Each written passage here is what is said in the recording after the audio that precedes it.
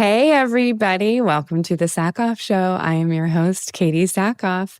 I am so excited for you to be joining me for this episode this week because it truly is an absolute pleasure. My guest this week is none other than Ahsoka herself, Ashley Eckstein. I am such a huge fan of Ashley. I have known of her for years. She is the most wonderful voice of Ahsoka in the Clone Wars, Rebels, Forces of Destiny, and a cameo in the Star Wars The Rise of Skywalker.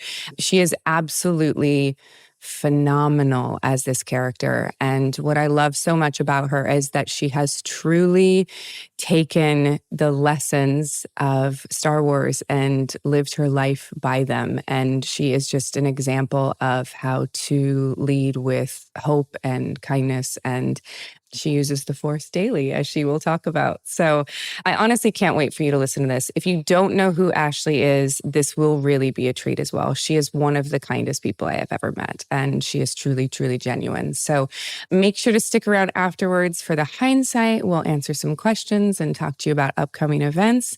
And remember to follow us everywhere you get your podcasts, and I will get out of your way so you can listen to my friend, Ashley Eckstein.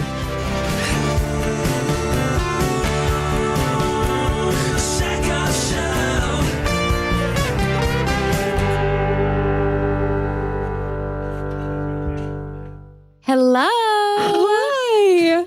Hi. You look so gorgeous. I wore red lips for you. I don't have my red lips on.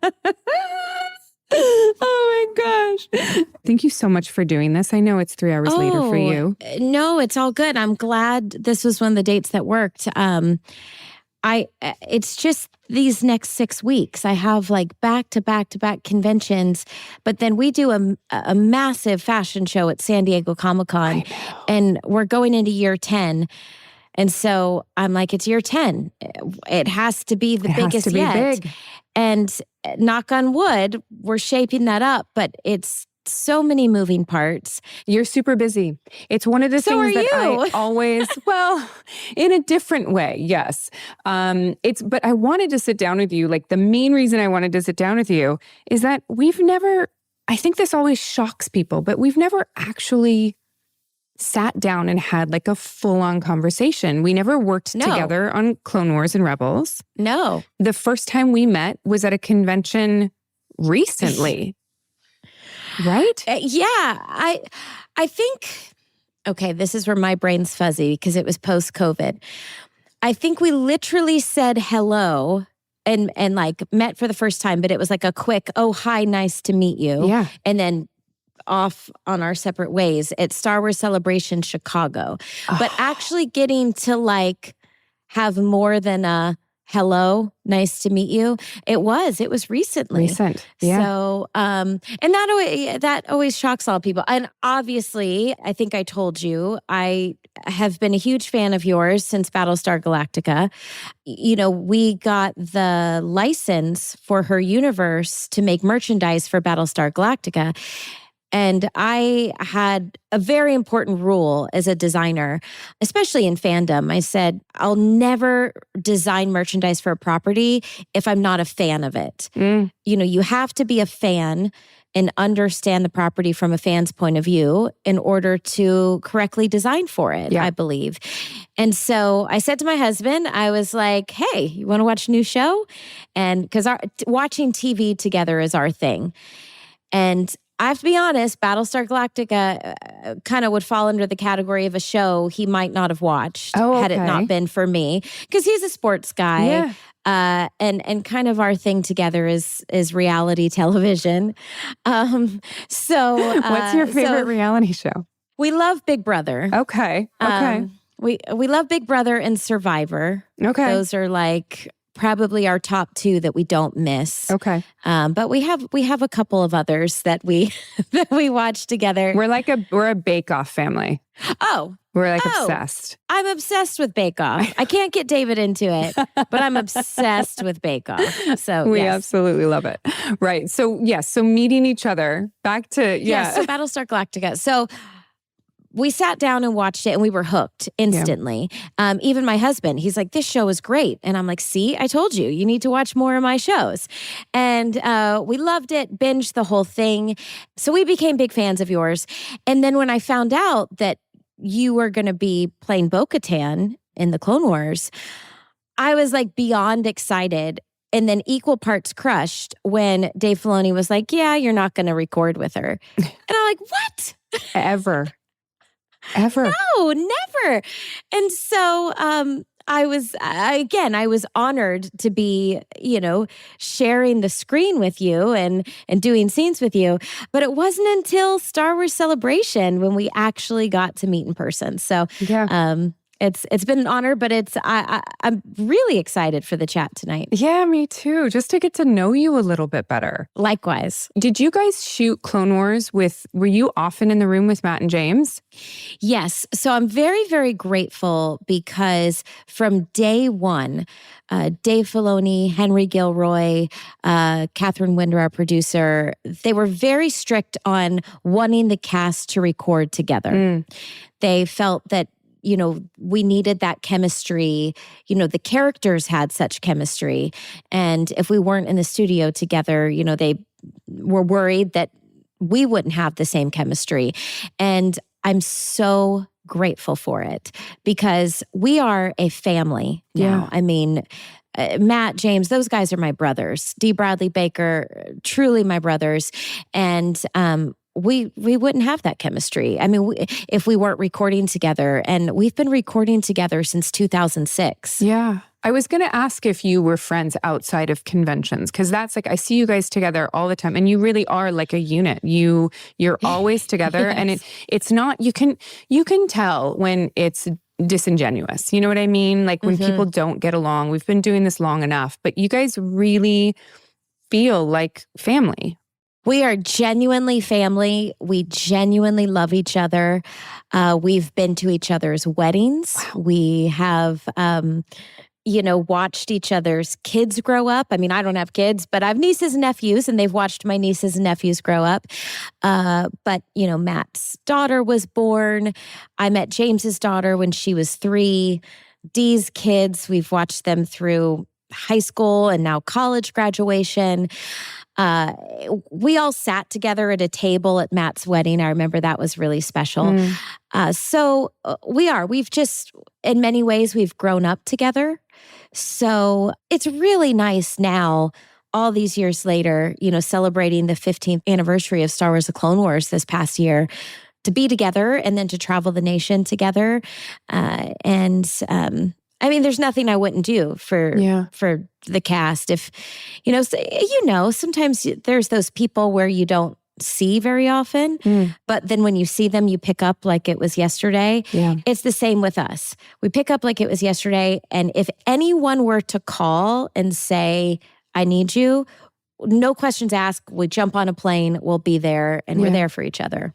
Yeah, it's a beautiful thing when you find that with a cast. Battlestar Galactica, we have a very, very similar. I've been lucky enough with Longmire as well. It's so similar where it really feels like family.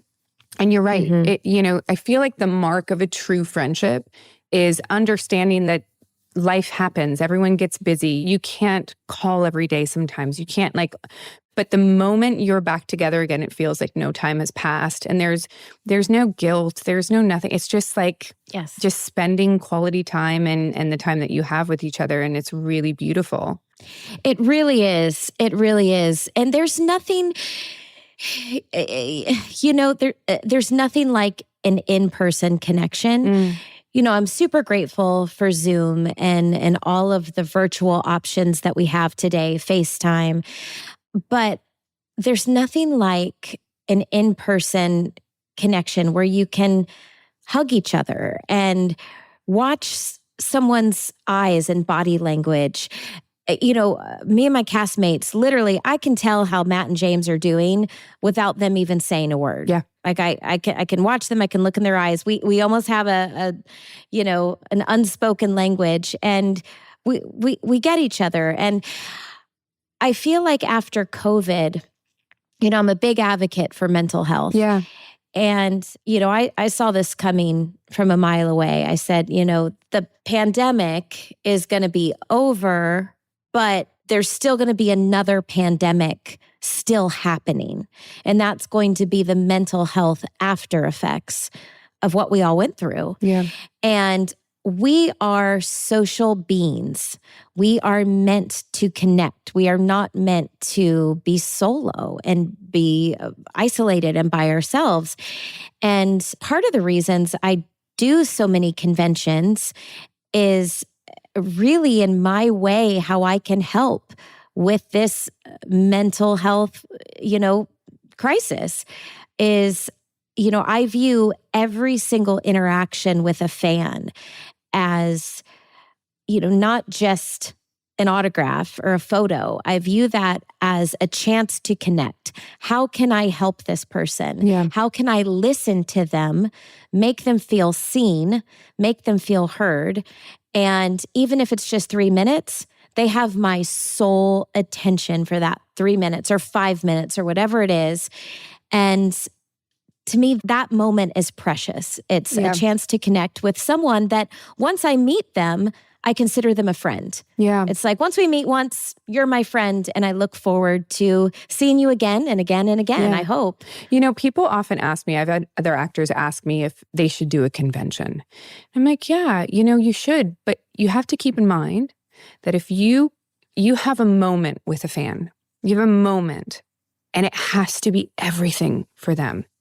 And whether it is some days it is fast.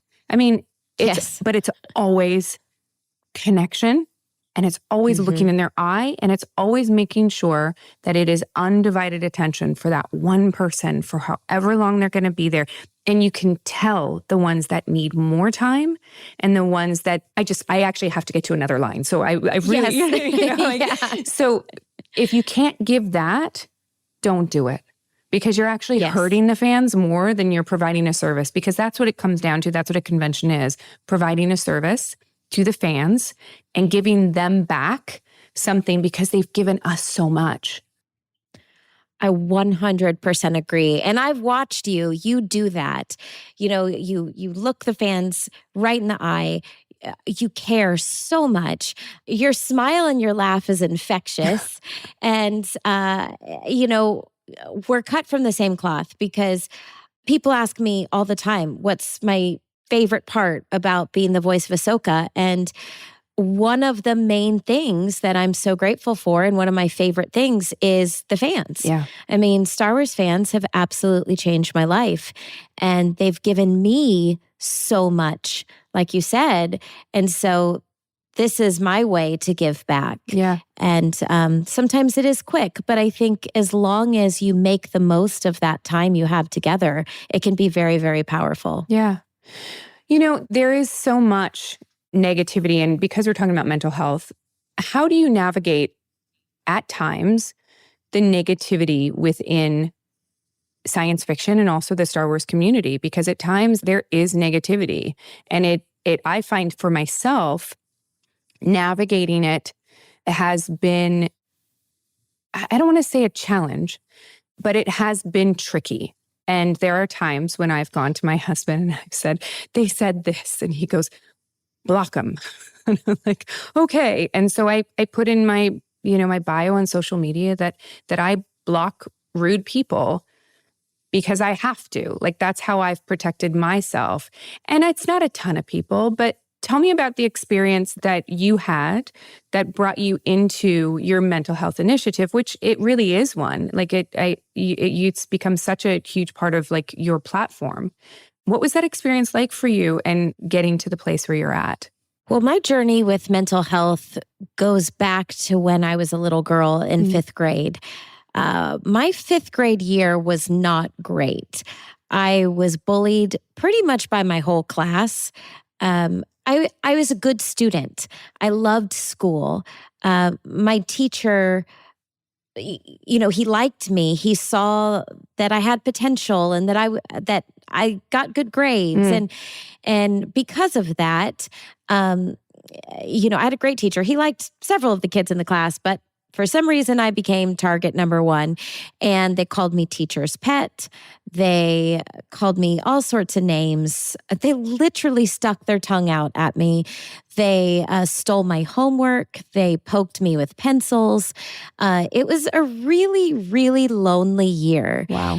And fortunately for me, that was before social media. I mean, that was before computers. I'm a bit older. So luckily for me, once school ended, I got to escape it. But I never forgot the feeling of being bullied. And so as I got older, anything I did, if I had the chance to tie it to a cause, it was always anti-bullying. And I was always very sensitive to anything where people were getting bullied because I understood how it felt. Yeah. So fast forward to when I became the voice of Ahsoka, it wasn't great at first. People didn't like Ahsoka. They didn't like Clone Wars. Yeah. It got a ton of negative reviews. We were just slammed by the critics. And, they said Ahsoka Tano is going to ruin Star Wars. Literally, I remember several fans on message boards because I just come off of That's So Raven on the Disney Channel, and they said Disney Channel actress is going to ruin Star Wars, and it was really, really hurtful. But my love of the character was stronger than my disappointment from the negative comments, and fortunately, we were a season and a half ahead of what the fans were seeing. So I knew how far Ahsoka had grown in just a season and a half. And so I just begged fans for their patience. I said, please be patient with us because, I promise you this character is going in the direction you want her to go. And no character is perfect in the beginning. And if they are perfect, then that's going to be a really boring story arc. So please just go on this journey with her. And fortunately, after the first season, they did. The negative comments got less and less. But around that time, I got the idea to start her universe. I wanted Star Wars clothes made for me. And I honestly thought they existed. Genuinely, I thought, I could just go shopping and go to the mall and I could buy a bunch of Star Wars clothes. So I did. I went shopping because I was, when you're promoting a show, you go to conventions You and wanna panels wear. and Yeah. press. Yeah. So that's what I was doing. I was like, okay, yeah, let me go to the mall. Let me scour the internet. And I very quickly came up empty-handed. And I was told to be happy with a men's size small because women and girls would not wear Star Wars or sci-fi fantasy merchandise made for them. And to me, that was crazy because I had already been to a couple of conventions. I saw that it was pretty much 50-50. Yeah. There's just as many women there as men. And so I actually did some research and I got the attendance of the top, I think it was the top 5 or the top 6 conventions around the world. And this is back in 2009. And 45% of all sci-fi and fantasy fans were women and girls. Yeah. And 85% of all consumer purchases were being made by women. Yeah. Because women love clothes. Yes. Yes. And the collectibles. Yeah, collectibles, but also we buy for the men in our life or our significant others. So, women are the ones doing the shopping. So I thought these two numbers aren't adding up. If you make us stuff, we will buy it. But I don't even have a college degree. Like I moved to LA after high school to pursue acting. I don't know anything about, at the time, I didn't know anything about business, anything about licensing, anything about fashion design. I didn't know anything about it. So many successful people don't, Yes. Yeah. And I actually think that was my strength at the time. The fact that I didn't know what I was getting into, because if I did, I might not have done it. But I still that wasn't enough. Those statistics weren't enough to like push me to start a company. Also in my research, I read story after story of women and girls being bullied and being bullied terribly for just being a Star Wars fan. Yeah. And several women actually would pretend to be men online just so that they could have a conversation about Star Wars and be taken seriously for it. Well, because the moment you start talking about Star Wars, there are a lot of men who immediately think that you have absolutely no idea what you're talking about, as if the fandom is only understood by men, which is so weird to me. And granted, it's not the majority of the fans, of Star Wars fans, but it's a really loud group of them, which for me is crazy to me. But it's true. What do you know about Star Wars? You're a girl. Yeah, it's gotten a lot better though than it was. Yeah. Back when I was doing all this research. So this would have been 2009. Mm-hmm. It was really bad. Really? It wasn't a safe space. And so that is what compelled me to start her universe. I literally asked myself, what would Ahsoka do? And my answer was that Ahsoka would stand up for female fans. And I wanted to start the company not to have a successful company, or it was literally to, if I felt that if I created Star Wars clothes made for women and girls, then they would feel more comfortable to be themselves. They would feel more welcomed in this space. And they would feel safe to be themselves.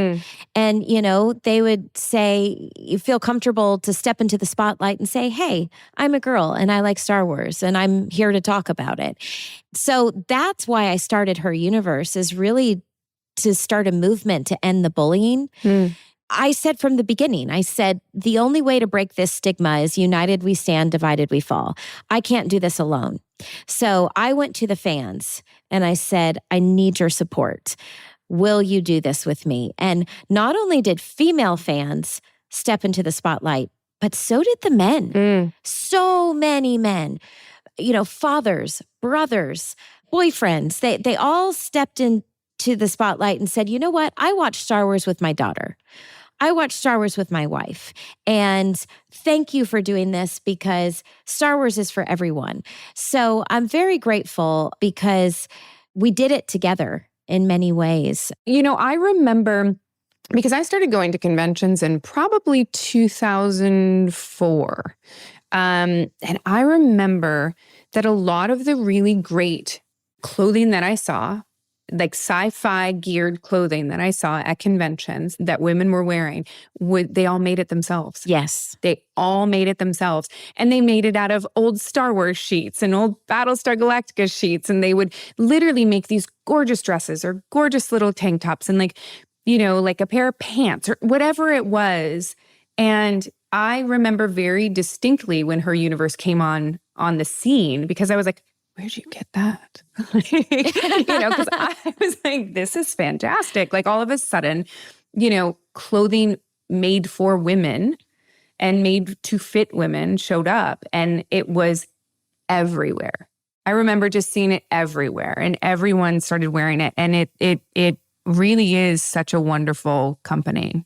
Well, thank you. And that's so surreal to me, because if I could go back in time and know that you saw my Battlestar Galactica merchandise, I would just like freak out. Because I totally tried to, channel you, and I really wanted to get the designs like just right and perfect. So Her Universe was really an anti-bullying movement is all it was. But I still wasn't into mental health.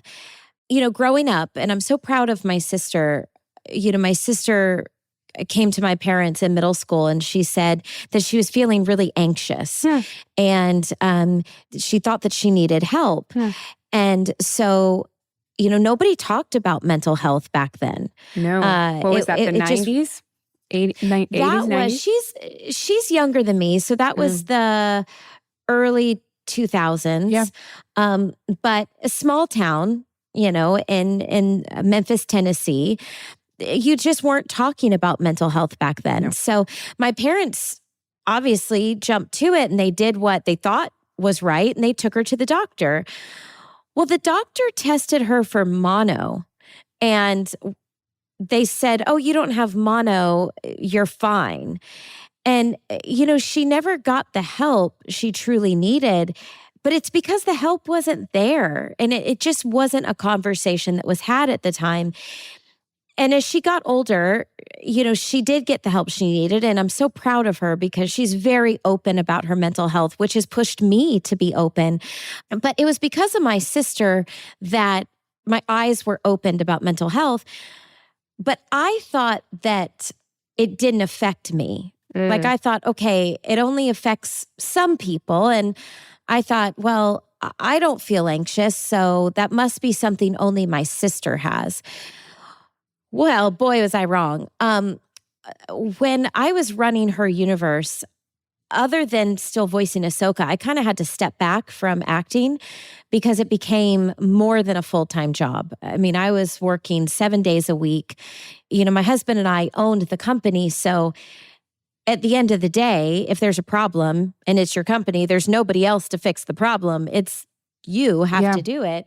And I did have a manufacturing partner, but again, when they go home at night and let's say something blows up online, like a customer service issue, who's dealing with it but me? Yeah. And so it was just nonstop work. I was burning the candle at both ends. And I was neglecting my health, and not only physical health, but more so my mental health. I thought that I was managing my stress because if you looked at me on the outside, I was so proud of myself. I was like, oh, I'm cool as a cucumber. I don't show my stress. I can handle all of this. I got it all together. When really, I was just internalizing all of that stress and doing absolutely nothing to rid myself of that stress. So my stress levels were just getting worse and worse and worse and worse to the point where I went to my doctor and my doctor was like, your cortisol levels, meaning your stress levels, are scary high. Like you have to do something to bring those down. Otherwise, this is greatly going to affect your health. Yeah, like you're literally living in like fight or flight at that point. Yes. Yeah. And I truly was. And to make matters worse, this was my breaking point. I was cyberbullied. So now there was an incident where I was accused of doing something that I didn't do. And I had proof I didn't do it, but it didn't matter because once I was accused of it, it snowballed online and there was hundreds of thousands of likes and views and, thousands of comments. And the most horrible things that could ever be said about someone was said about me. I mean, I should just die. I'm a piece of trash. We thought you were sweet, but, you're just a fraud. I mean, everything that my worst nightmare of anything that could have been said was said. Well, especially because you actually really are so sweet. Thank you. Legitimately, Thank you. Especially because it's like the polar opposite of who you are and who you represent yourself to be in the world. Well, thank you. And to me, reputation is everything. Yeah, agreed. I work so hard to make sure that what you see is what you get, that, my reputation matters. And here I am, and it's literally like a Taylor Swift moment, multiple snakes by the second. And I literally thought everything was over. It just broke me. And to make matters worse, like I said, I had proof that it wasn't true. Yeah. Like literal proof that it wasn't true. But it was out of hand. I couldn't do anything at that moment. Nobody would believe me because the internet became the jury and the jury had made up their mind. So fortunately, I, was working with Hot Topic and Disney and Lucasfilm. And, we had all this proof that it wasn't true. And they got it to stop after about 5 days. But after that, they said, okay, we got it to stop. Everything's okay now. And I said, but it's not okay because my reputation's destroyed. Yeah. Not even to mention my mental health. And I'd like to defend myself. And they hired a crisis PR firm at the time, and they said, you can't. Yeah. They said, if you defend yourself, it'll make it worse and it'll fan the flames again. Oh my God. And I was literally broken. I said, I feel like my voice was taken away. That's the worst part. It's terrible. It's one of the worst feelings in the world. And so fortunately for me, I was on a book tour at the time, and I had previously scheduled a signing at Nationwide Children's Hospital in Columbus, Ohio. And they are the first children's hospital in our nation to open up a hospital on their campus solely dedicated to children's mental health. Amazing. So they're literally the leaders in our nation for kids' mental health. They have something called the Kids Mental Health Foundation. So I showed up to the hospital. I was there to help the patients and their families, but I showed up broken. I was a mess. And I quickly shared with the doctors and the staff what was going on, because I was putting on a smile, but I just wanted to be honest with them what I was going through. And they wrapped their arms around me. Literally, they wrapped their arms around me and they taught me about what was going on. They taught me about what was going on with my mental health at that moment. And they said, we're here for you. And I was so appreciative. I said, you're not getting rid of me. It's like my eyes were opened, because here I was, an adult going through this, and I had all the support in the world, and it messed with my mind. Yeah. And I said, I don't know how a child gets through something like this. I don't know how, especially if they don't have the support. So I said, I'm going to get my voice back by being a voice for others. And I vowed I said, I'm not an expert, but I'm a sponge. So teach me everything you know, and I will use my platform to be a voice for mental health. So I literally, at that moment, I started posting every single Monday. I haven't missed a Monday. Yeah, you have your Monday mental health posts. Yes. Yeah. Mental Health Monday. And I do mental health lives with the doctors there. And the biggest lesson I learned is that, yes, some people have a mental health disorder, but mental health affects all of us. Yeah. Just like we can get a cold, or just like we can get strep throat, our brains can have a bad day. Our brains can get sick. And we need to talk about it just like we talk openly about having a cold or having COVID. So yes, it's been quite the journey, but that is why I'm so passionate about mental health. Yeah. It scares me as the mother of two children who are very, very little at this point. But I read a statistic my husband and I saw that, and I might get the numbers wrong because it's been a while since I saw it, but it was something like 85% of girls in their teenage years, like I need to look at this again. I might get it wrong. I think it was girls 14 years old, had experienced suicidal tendencies or thoughts about taking their own life. And that to me was so scary to think about a 14-year-old child already struggling so much with their mental health. And it's because it's things that we didn't deal with when we were kids. You talked about the fact that there was no social media when we were growing up. If something happened and you had an experience where, like for myself, where you became the gossip at school, that was gone usually as soon as the next gossip came up. It didn't live forever online. And these children, they're getting bullied at school, and then they're getting online, and then they're getting bullied online. They can't get away from it. And it is merciless. And children are really, really suffering. They really are. a couple statistics. I think it's 1 in 5 kids will have a mental health disorder, I think, by the age of 14. But the biggest one is the second leading cause of death of kids and teens between the age of 12 and 19 is death by suicide. Right. And when you hear that statistic, that it just, to me, it changes you, to realize the second leading cause of death between the ages of 12 to 19. We need to be talking about this. I try to talk about mental health for all ages. We all need it. And as adults, if we understand our mental health, we need to understand it, because how can we teach the next generation if we don't understand it?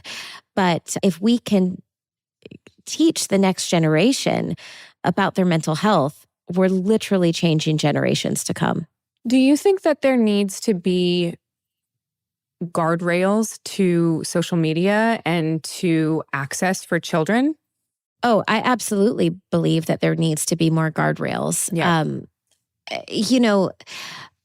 A phone is like anything else, like a car. We don't let kids drive a car until they pass a test. Multiple tests, for example. They need to have a permit, then they need to pass driver's test. They need to pass a driving test. They have to pass all these tests before they can prove that they can responsibly use it. Yeah. A phone, oftentimes, is just handed to a kid. And the thing is they're so smart, they can quickly learn how to technically use it, but it's the social aspect. I think that's oftentimes the difference that we don't take into account, because they're like, oh, their kids are so smart these days. Look at how much of a whiz they are. They can figure that out, and they're already editing and downloading and doing all the things. Well, sure, yeah, kids are smart with technology, but socially, they're not where they need to be to handle a lot of what they're viewing or a lot of the interaction that they're having. Yeah. And that's where the danger lies.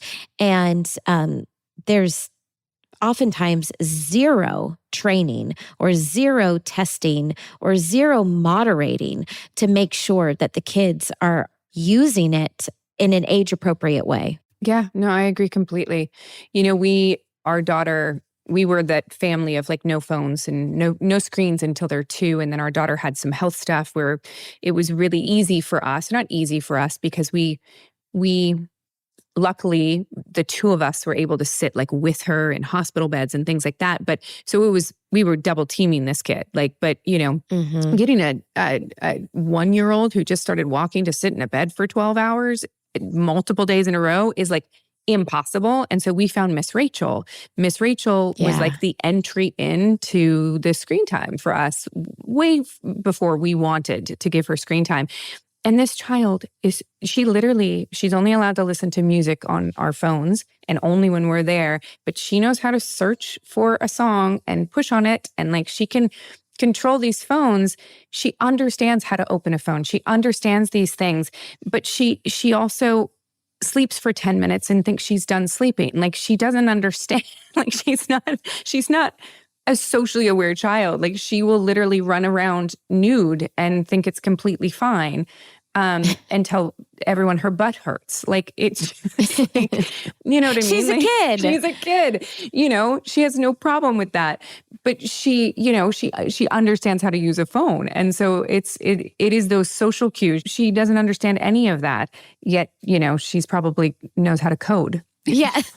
It's probably like it's figured out how to code everything already. It's true. It's true. And, I can say it's something that they are actively doing major research about, and the connections with screen time and social media and mental health.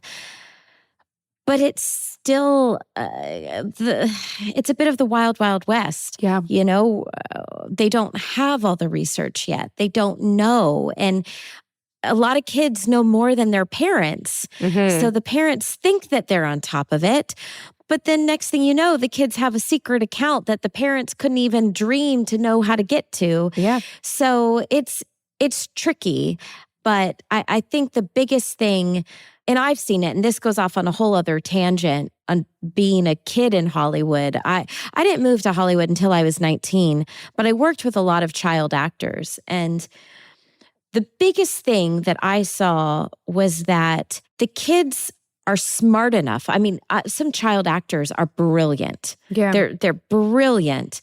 And so, yes, they're brilliant to do the work. But socially, oftentimes they're still kids. Yeah, you can't leave a 14-year-old on set by themselves. Like, No. you're a child. At 18, I had a hard time navigating it, and I was technically Yes. an adult, and I was by myself. It was hard. Exactly. I'm like you. I was 19 when I moved to LA, and I was still so young. And so I think the biggest thing you have to remember is where they're at socially, and to make sure they're socially mature enough to handle the situation that they're in. Yeah. Are you still bringing back, or are you trying to bring back, we talked about it a little bit, the Star Wars Kids mental health show? So yes, I definitely hope to make more videos. So it's called Star Wars Mindful Matters. It's on StarWarsKids.com Right. or the Star Wars Kids YouTube channel. They're also just on my Instagram in the highlights section. Definitely hope to do more of those videos. I had the chance to write a Star Wars book called Star Wars Every Day. And I was able to put a lot of those mindfulness exercises into the book, and have had the opportunity to go around and do a lot of events in person with this book and with these videos, going to schools and Disney parks and, just family events. And so it's absolutely my goal to do more of them. I'm one of those people, and I'll be honest, as I've shared with my own mental health journey, even I was one of those people that was like, that doesn't affect me. I don't need to do that. Oh no, it very much affects me, as I've learned.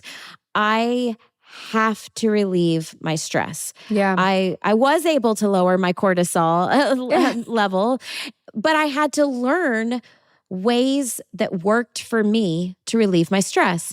And it's different for everyone. But I'll be honest, sometimes I'm a little lazy. I have to be motivated That to shocks do me it. that you're lazy. That really shocks me. I have never met a person that works harder than you. Oh my gosh, you're so kind. I feel the same about you. What I mean by that is, if somebody says, okay, just go take a couple of deep breaths, or the biggest one is go just sit and meditate. Okay, so D. Bradley Baker is a castmate of mine. He's the voice of all the clones. Yes. And meditation has really worked for him. And so, especially at conventions, I'll see him like in the green room, and the green room will be chaotic, and he'll be there just meditating. Yep. And it's just amazing to watch him. I can be easily distracted, or like I said, a little bit lazy. So I need to be motivated by something that I like. Well, I like Star Wars. And so instead of just doing deep breathing, if I think that I'm connecting with the Force and I breathe in, breathe out, I am one with the Force, and the Force is with me, and feel like I'm truly connecting with the Force, then I'm more apt to do a deep breathing exercise. Or if I'm meditating and, thinking about or do the meditation exercise I like to do is inspired by Rise of Skywalker, where Rey reaches out to the past Jedi. And, she says, be with me. Be with me. So I sometimes think of my loved ones. I think of, my friends and family that, calm me. They might not be with me at the moment, so I channel their energy. And it really helps me if I tie it to something that I'm interested in. And I think that works for kids, because it can be hard. Sometimes kids feel like you're just giving them homework if you tell them to sit down and be quiet, or, they're going to school. It's true, though. It's true. But if they think that they're training to be a Jedi, well, then they're more apt to do it. Yeah. Yeah. It's, meditation from a person who is meditating, it's a lot of times you are meditating through that. It's just a mantra. It's just a mantra. If you can come back to the mantra and you have that thing that you repeat over and over and over again, thoughts happen. That's the most beautiful thing that I learned about meditation, is that think about yourself like a rock in a creek. The water is constantly going over you, constantly going over you. Well, it doesn't make you less solid. Those are your thoughts. Your thoughts are just going to go. And if you find a thought sticks, come back to your mantra, and then the thought goes away. It's like a self-hypnotization. And so that is what you're doing by giving these children something to come back to, something to say, something to do that is fun for them. Because you're right. You tell a child to go sit in a corner and take deep breaths, they're going to be like, you go take deep breaths. Yeah. You know what? Exactly. Yeah. Exactly. And I will say one thing that I learned about mantras, which I didn't know until working with the hospital, is that the mantra should be unique to you. It really is important to kind of make your own mantra for what you need to hear. So, and that can change over time. I remember there was one time I was working in an office with her universe more on a regular basis. And there was one coworker that was really challenging to work with. We all have one. Yes. Yes. She really made my days difficult and made me question my value. And I would get to work and I'd have a lot of anxious feelings. And I would sit in my car and I'd take deep breaths and I'd say, I know my value. I know my value. And I would just remind myself of my value and that her words were just words, that they didn't mean anything, that they didn't matter. And it really helped me. But instead of copying somebody else's mantra, really think about what you need to hear for you. My mantra, I've had it for 10 years and I've never told anyone what it is, because there's power in keeping it to yourself. And that's what I love about it for me. And I do that, and which makes me so happy. I love that. I can't help but, because I'm staring at Alice in the background, this wonderful mural of Alice in Wonderland. Yes. You started working in the parks, like when you were a kid, your first job was in Disney Park in Orlando. Did you feel like it was like full circle? Because you started, Clone Wars was like in 2008 and it was not owned by Disney at that time. No. And then like 2012, Disney purchases Star Wars. Like, was that just like a pinch me moment? Because I know that Disney is part of your life. Yes. I am a massive, massive Disney fan. I like to say that Disney is literally in my DNA. I grew up in Orlando, Florida. My dad was a Disney cast member.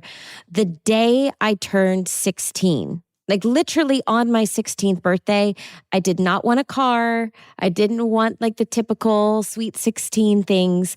I wanted to become a Disney cast member. That's what I wanted. And so that's what I did.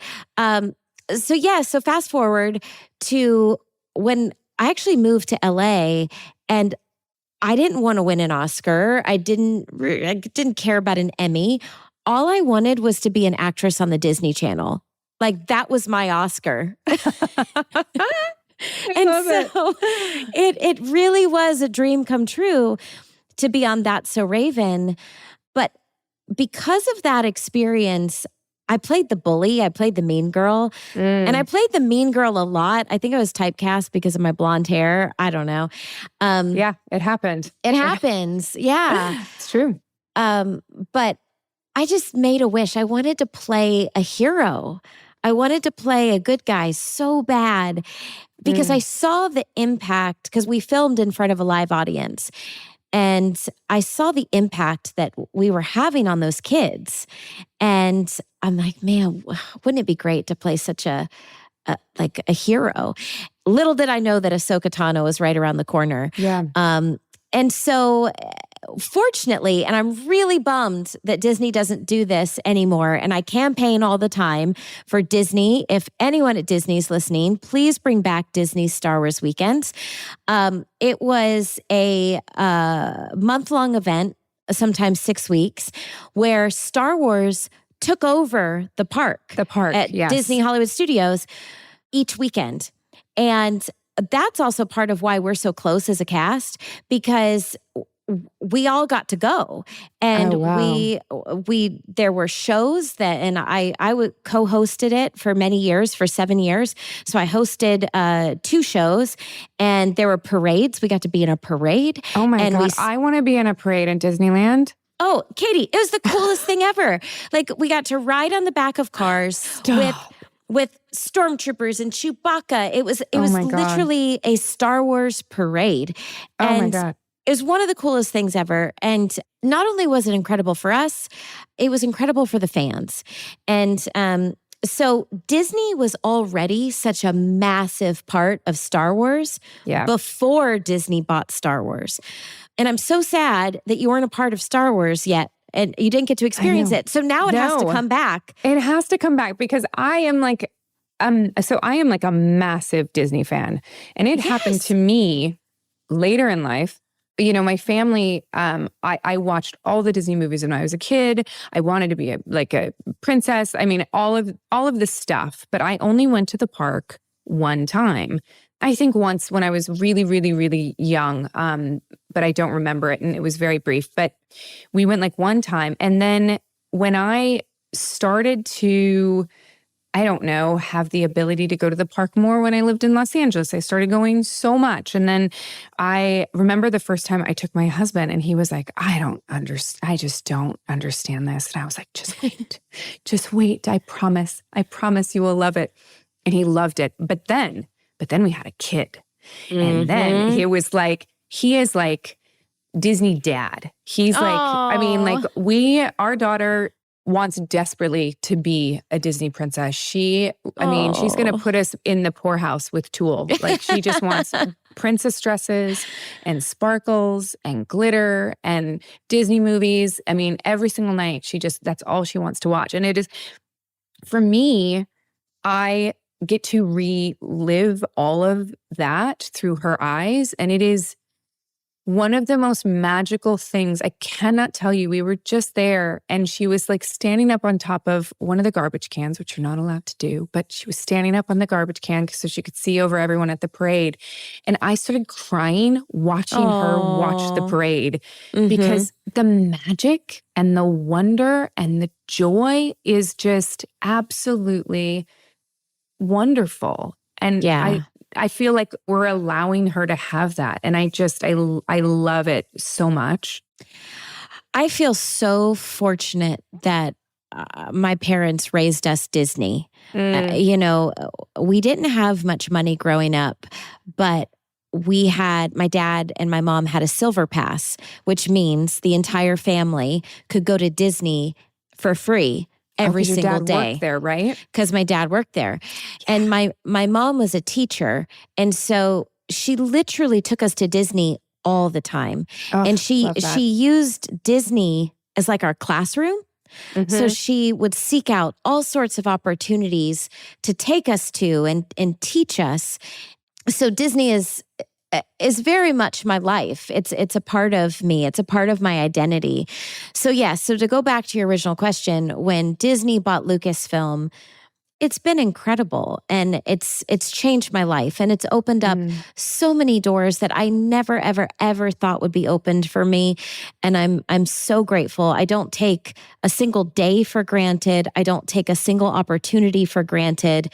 And I wish I could go back and tell my, 6-year-old self who loved princesses and loved Disney that I get to do this one day. And you'd hear my scream all the way from Orlando, Florida.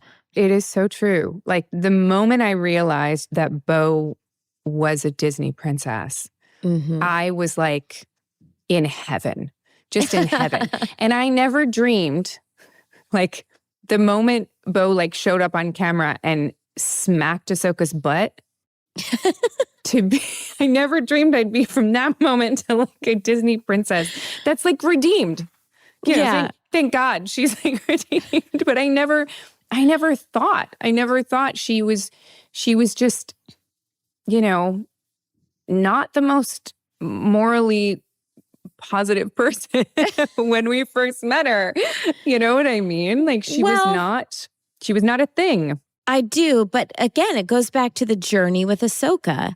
Had Bo come out and been just this perfect character, we wouldn't love her as much as we do today. She's been on such an incredible journey. You have done such an amazing job with this character.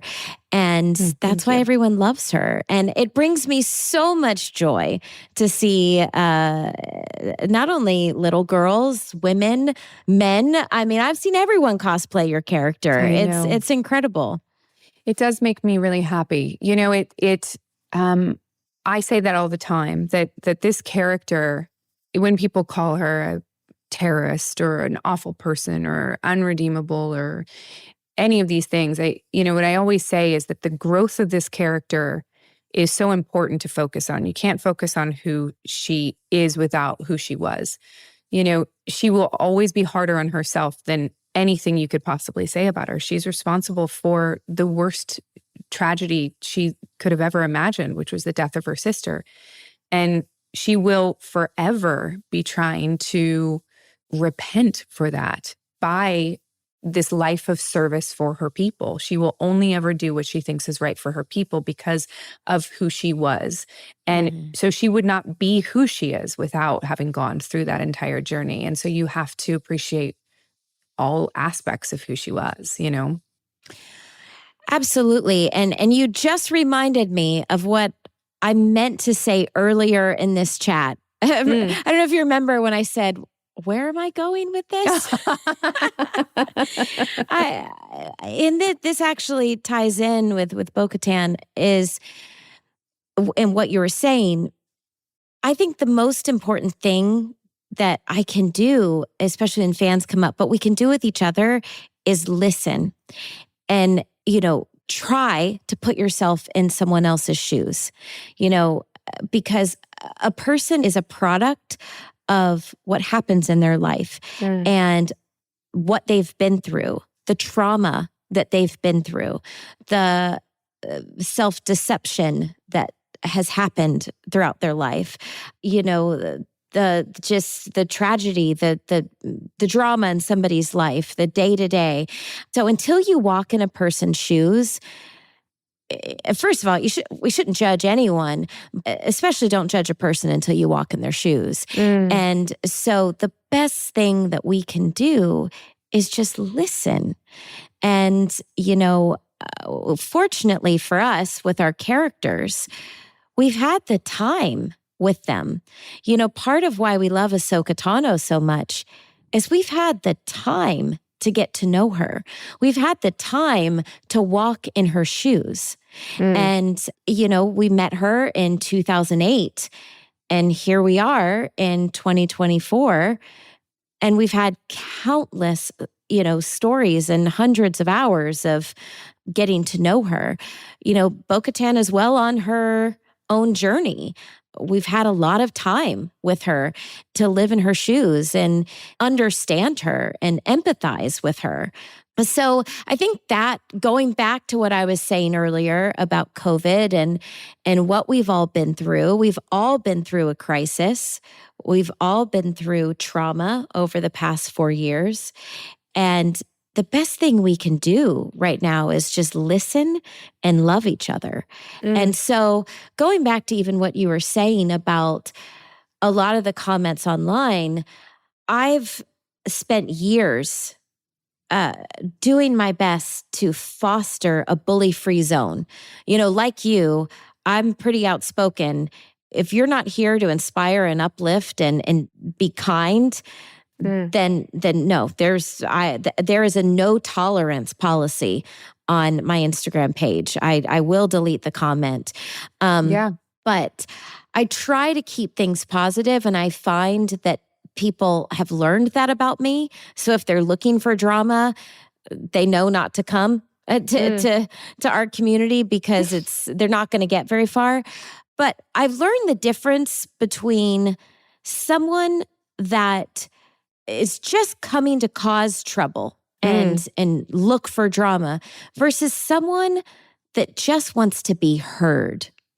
And sometimes just wanting the frustration of not being heard can come across as negative. And so I do my best to discern the difference and take something that seems like a negative situation and very quickly turn it into a positive conversation just by saying, you know what, I'm listening. Okay, I hear you. Well, what about this? Did you think about this? Here's why we did it this way. I appreciate you sharing your thoughts with me. Here are my thoughts, but I've really enjoyed talking with you about this. Thank you for having the conversation. So that's a very long answer to the question you asked earlier, but I think right now people just want to be seen and they want to be heard, because a lot of people feel invisible. Yeah. You know, there is such a small difference between when our daughter is having a complete tantrum and, well, not even that. Let me say that differently. We've learned, like what you're saying, that when she's having a tantrum, she just wants to be seen.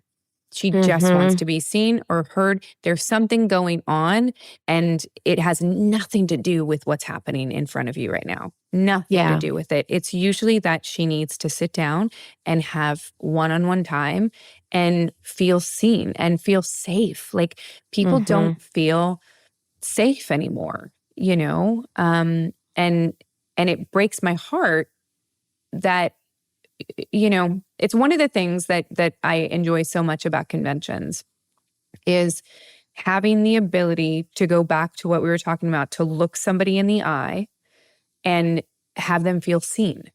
Yeah. It's so important. It's so important, and it's so needed.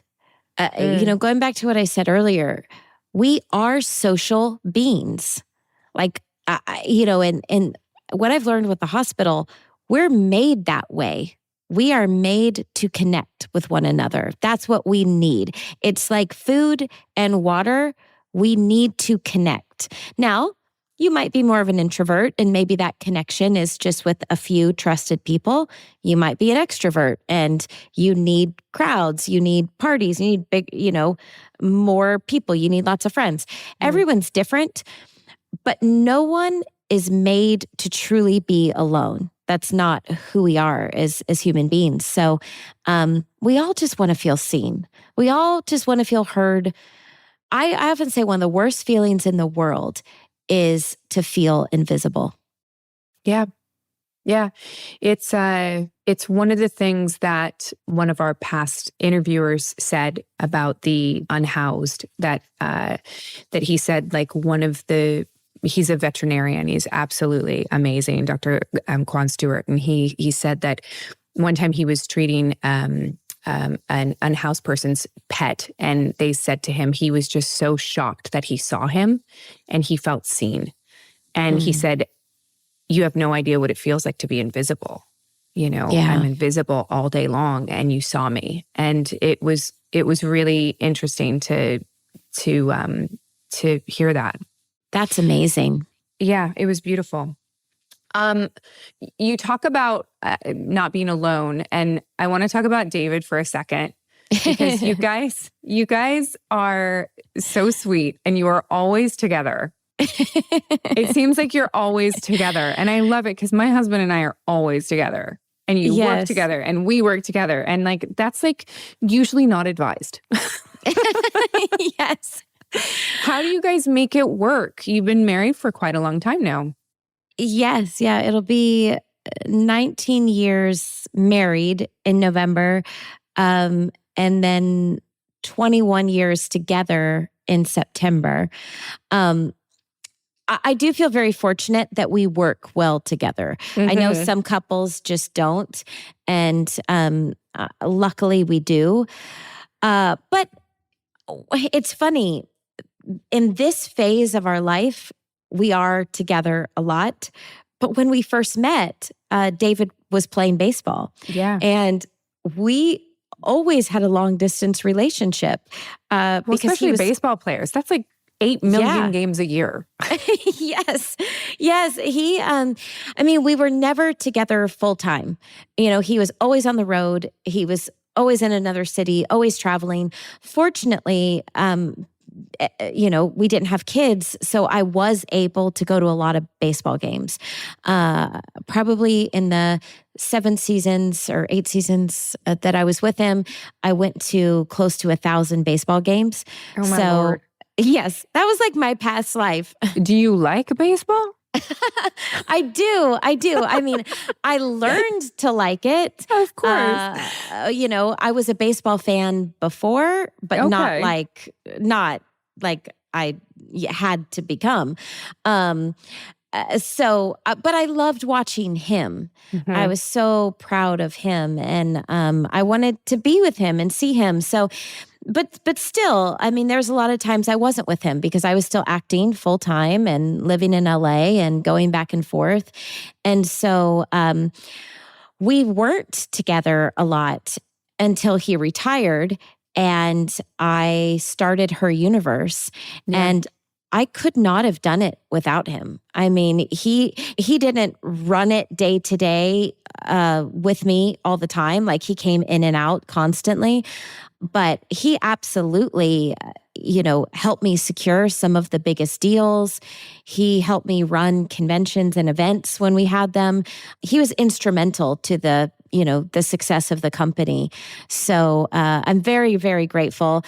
Fortunately, when we sold Her Universe, I still continued with the company, but he was able to take a step back. And now he still dabbles in baseball. He's still does a little bit of coaching when he wants, but it's a tough life. Yeah. Because people are like, why isn't he coaching in the major leagues anymore? And people don't understand. It's a hard life. Think about when you're on a film set or, movie set.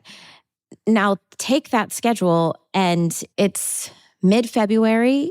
And if you make it all the way through the playoffs until end of October, and it's nonstop, 100 and what is it now? 160 something games. And that doesn't count spring training or the playoffs. It is the longest season, I believe, of any sport. It's crazy. Like the longest active season. Like, of course, professional athletes are always in training. I dated an athlete, and he was always in training, but the season itself is short. And for baseball, it's just nonstop. Yeah, it's nonstop. And then, not to mention, you're right, the training never really stops. You get about if they don't make the playoffs, then you get about 2 months with them in the off season where they can relax a little bit, but then training starts again. But then it's the moving, what people don't realize, and it's similar to acting, where you're going to Toronto or you're, going over to Europe to film something. Oftentimes you don't live in the city you play in. Yeah. So you live in a different place, but then you have to rent a place where you play, but then you also have to rent a place for spring training. And then if you happen to get traded, then you have to move out of that other place, move into a new place immediately. There was 1 year we did have 2 or 3 personal moves in there, but we moved 9 times in 1 year during one of his seasons. So it's not an easy life at all. No. I wouldn't trade it for the world. I loved it. We were very blessed to get to do some amazing things and see our nation and see the world. But it's a unique lifestyle. Yeah. You are still obviously really active in Her Universe. Yes, I am. But fortunately, I have, so I sold her universe to Hot Topic. That was a huge blessing, huge, huge blessing. I wasn't looking to sell, but her universe was growing so quickly. Yeah. And the industry was changing very quickly. And so if we didn't have, essentially, if you didn't put the company on turbo boosters, it was going to be very hard for us to support the growth. Yeah. And so fortunately, Hot Topic approached me and they said, hey, we're interested in buying her universe. And, we'd love for you to come with it. And I would have only sold her universe to two companies, Disney or Hot Topic. Yeah. Only those two. And so I was very grateful that Hot Topic approached us, and Disney, of course, had to give their blessing. And so we all worked together to make it happen. But so I continued to run her universe for 4 years after that. And now I'm very grateful that I get to, I don't know, how do I say it? It's like her universe is my baby, and my baby's gone off to college, and I still get to support and go to parents' weekend and do certain things. Parents' weekend is Comic-Con. Yes, San Diego Comic-Con, which I'm very, very grateful to still get to host and be very involved in the Her Universe fashion show. Yeah. We're going into year 10. This year. Did you take time off though for COVID? Yeah. We did 1 year. Yeah. We took 1 year off. And then in 2021, we had a virtual show. Okay. And then 2022, we were back in person. So it's our 10th show, but I guess in 11 years. Mm. But so Mattel is our sponsor this year. I love and that. So I am literally living all of my childhood dreams because I loved so many of the Mattel properties like Polly Pocket and of course Barbie. God, the Polly Pocket. I loved it. Are you going to walk in the show? So I host the show. Okay. And I'm known for wearing a couple different looks. Okay. And my looks are a surprise. Ooh. And so you never know what they're going to be.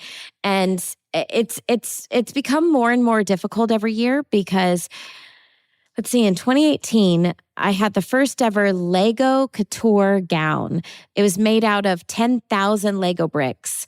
Oh my God. Yes, it was Ahsoka. And so they've had Lego couture gowns as like statues or, we went to the Lego Museum in Philadelphia. Yes. It was crazy.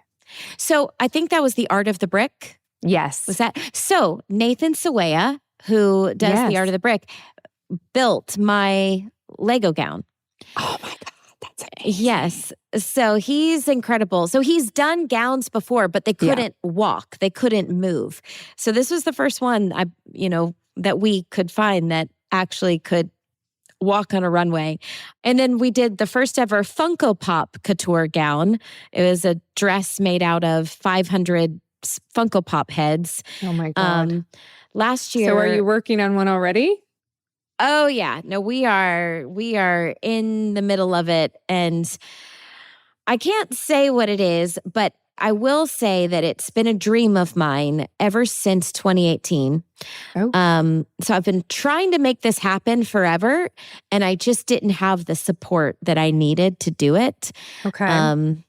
So it's taking an entire team of people to pull this off. Well, I'm excited. Send you video. Please send me videos. And if you need a model to walk in the show, I will do it. I will absolutely do it. That would be awesome. Oh my gosh. Yeah. Well, thank you. Well, I will keep that in mind. I don't want to, I know it's 9:30 there, so I want to let you go so you can actually have an evening. But I feel like we just scraped the surface of this, and there's so much more to talk about and dig deeper into Bo and Ahsoka. Yes. But I love what you're doing with your mental health initiative, and it's absolutely awesome. Thank you. And I just want to thank you for the light that you have been in the Star Wars community. I often say, as people, but also fans, we smell fraud from a mile away. Mm-hmm. And you stepping into the boots of bo-katan, you, from day one, you genuinely loved this character, and it was very obvious. And it was not just a role. You could tell you took it very seriously, and obviously, I've been a longtime fan of your career. You just respect your fans so much, and you treat everyone with such kindness. But to now be your Star Wars sister, I just want to thank you for being such a bright light in this community and in the Star Wars universe. It's really been a pleasure to get to know you. And you're right, we're only scratching the surface. I know. Well, I feel like ditto. I have this thing sometimes when I leave conventions late. I say, "Is Ashley still here?" And they're like, "She still has a line." And I'm like, "Oh, she's really given herself." Like you are always the last person there because you give every single piece of you to the fans, and it is admirable. And you're such a role model, and it's amazing. It's absolutely wonderful. Well, thank you so much. Yeah. Ditto.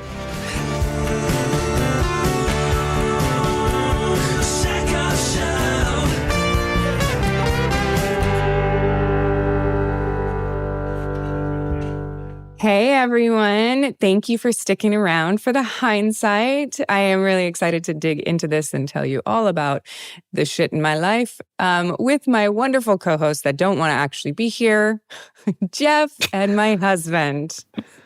Well, that's your new intro. Ashley, you guys, she is just so, my gosh, if she is just not like a ball of like positivity and like joy.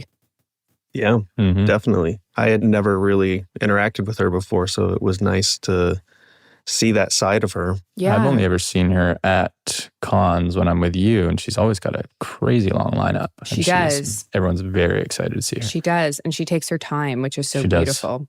And we talked about that, like we talked about the fact that one of my biggest pet peeves is when I'm going to call them celebrity for lack of a better word, goes to a sci-fi convention and has zero desire to actually really be there. Let's name names. Name names. And I will never do that. But that they're actually like, you can tell that it's a business for them. And, for myself and people like Ashley, I have chosen to look at this as an extension of my career and that the fans are vital to my career.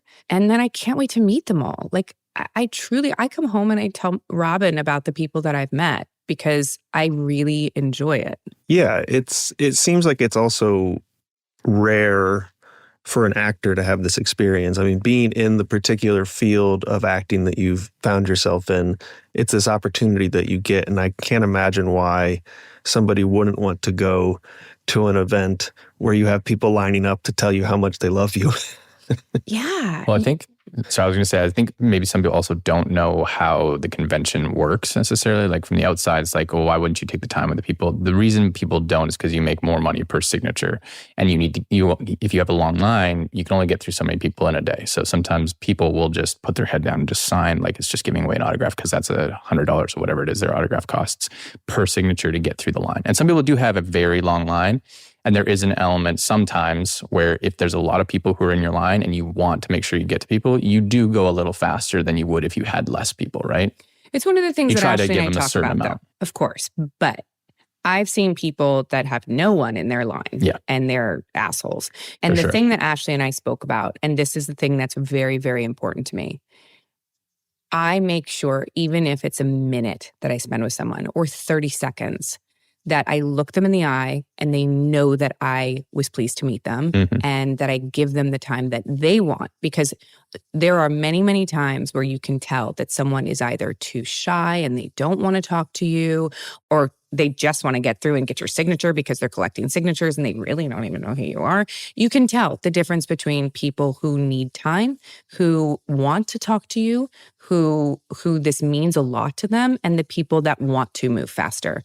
But even those people that want to move faster, I personally make sure that it was a good meeting, that they had a good time and it was worth it to them, and that they walk away from it feeling happy.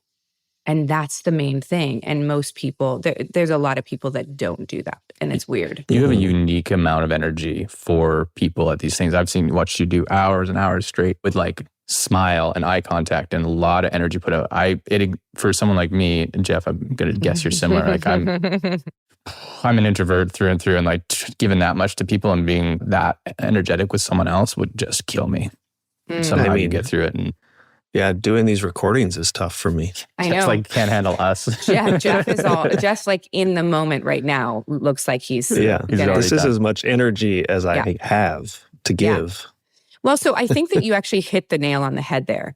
I think that's something that's very similar about myself and Ashley and the people that I've seen at conventions that that people come away from their line and they're like, more than just like, oh my gosh, that was awesome.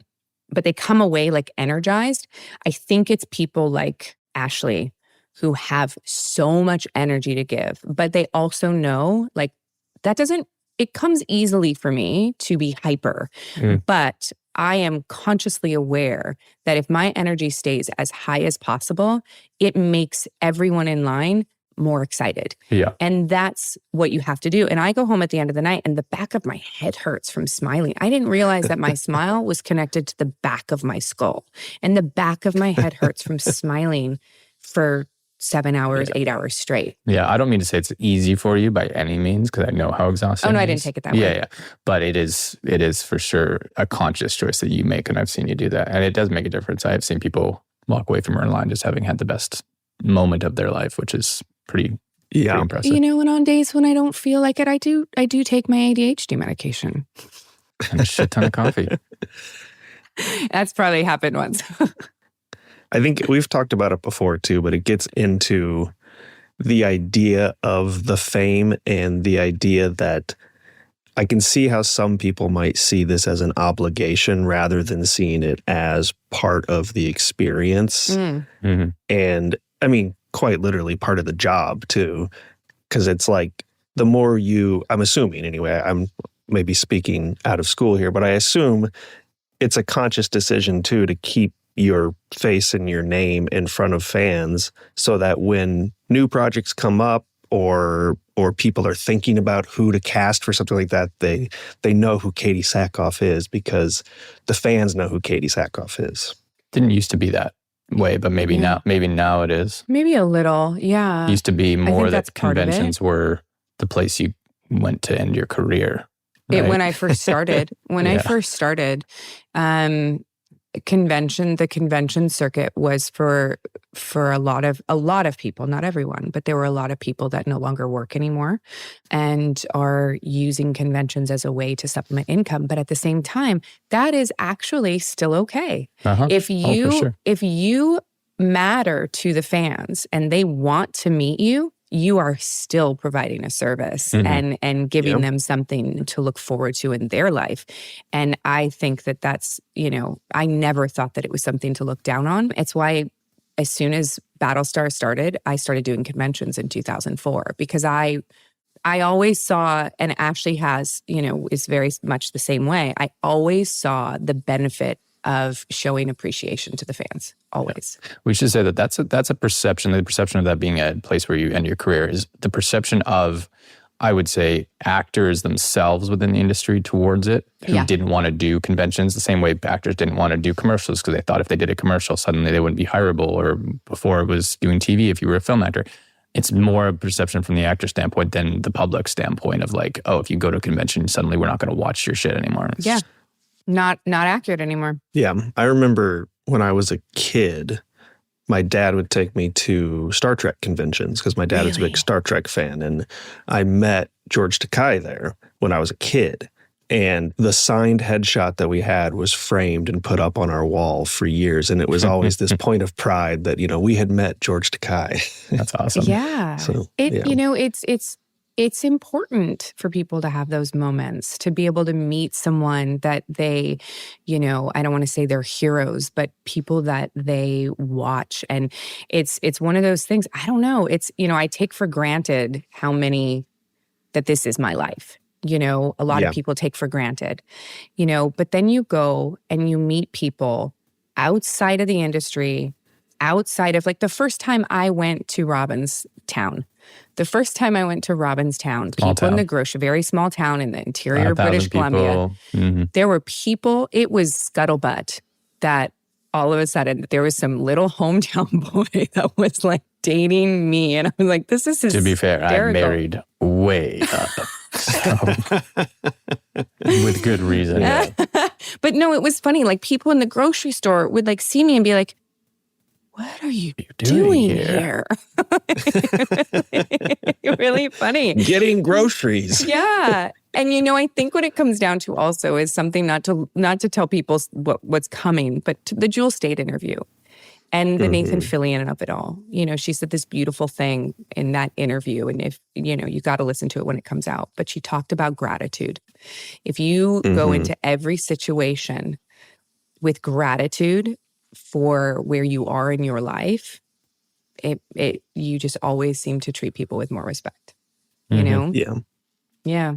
One last thought on the conventions is, for me, whenever I see people there who are really excited to be there, I always am a little bit worried, because you're taking a real brave chance. If you're going to a convention and you love something as much as you love Star Wars or Star Trek or any of these sci-fi things or anything, you're going to literally do the thing people tell you never to do and meet your heroes.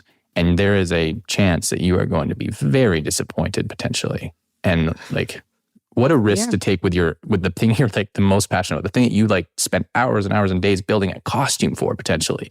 And you're going to meet that person and they might not even look you in the eye when you put the headshot in front of them. Like, terrifying. Yeah. Or they smell funny. Yeah, something just a little weird like that. Yeah. Listen, that is another Very side specific. of conventions. Yeah. But no, Ashley is wonderful. She really, really is. And I noticed, there were some potentially controversial things that we talked about, that she really has the ability to answer the question, but not get into the shit. You know what I mean? Yeah, she talked a lot about a big event that happened in her life that I wasn't even aware of, and honestly was Googling it to try to find out what she was talking about and wasn't even able to find anything. So I don't know what that was. I'm sure she probably purposely doesn't want it to come up, but I'm sure we'll find out about it in the comments on the episode. Possibly. And then we might want to delete them. I don't know. Like because, I was sitting there as an interviewer going, you should ask her about it. And then I was like, it's very clear she doesn't want to talk about it. And it's very clear that she did a lot of work and it was hard on her to not talk about it. And she's gotten on the other side of it. And who am I to like dredge something back up that someone doesn't want to talk about? That's that asshole stuff that we talked about when I first started this show, that I don't want to be that person that has my friends on and goes, gotcha. Yeah, I'm not looking for that gotcha moment. Yeah. Yeah, I mean, you obviously want her to talk about it to the level that she's comfortable with it. And it also sounded like she's done a lot of work to be comfortable with it and find her place in it. And, there might have been a time before where she wouldn't have mentioned anything about it. Yeah. Which, unfortunately, I'm still insanely curious, but I know. Let's find out later. She's impressive because she has a lot of potential controversy around her with Ahsoka and the casting, and that's been a huge back and forth about whether or not. Yeah, I mean, and I've seen nothing but positivity from her about Ahsoka and about everything. And that's why I didn't even ask her about it. Yeah. Because it's, she and Rosario both have done a very good job of both of them staying in this beautiful, positive light with the fans, and and they have that separation. Did you and Ashley ever talk about the fact that you're the only person who got to carry on your character into the live action? Did you guys ever talk about that? Myself and Lars. Well, Lars now, but we didn't. He wasn't in the. No, we never did. This was also one of the things where I also don't necessarily like. I up until this moment have never really talked to Ashley a lot, which is also one of the reasons why I told her I wanted to have her on. I haven't spent a ton of time with Ashley, and I was excited to meet her more. I didn't know her well enough to go up to her and ask her a question that could have been painful. those are kind of questions. I talked to Filoni about it, and I'm not going to go into that because that is a private conversation between two friends. But I have a relationship with him enough to have that conversation. I didn't know Ashley enough to go into that. And she and Rosario, the moment that they had the option and they were in the same place, they handled it beautifully, and they put to rest any of the sort of questions that fans had or that fans were stirring up online. Because Rosario has been very supportive of Ashley too, and everything that Ashley contributed to the character, and that's the origins, and that's sort of like any source material for an actor. You sort of do your research, and she watched Clone Wars, and she followed what Ashley did with the character and tried to honor that. So good. Yeah, I mean, because let's be honest, like I was, when it came to me, I was surprised they didn't recast. I really was. Was that ever a discussion?